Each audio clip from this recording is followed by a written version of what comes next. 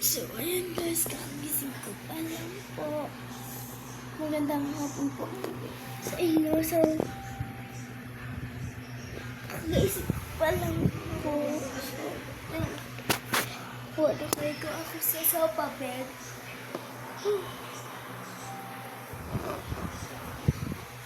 Hindi na ako nag-unan guys kasi nga malambot naman na to.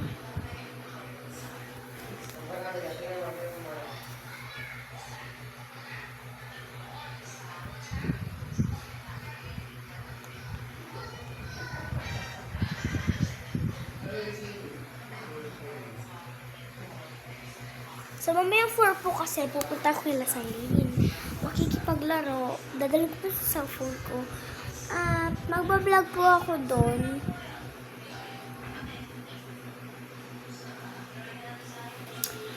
Doon ako magbablog. So, balikan ko na lang po kayo mamayang hapon pag nakapunta na kami doon. Kasi matutulog pa ako, guys. Ito po. Datok pa kasi ako guys. Bye-bye.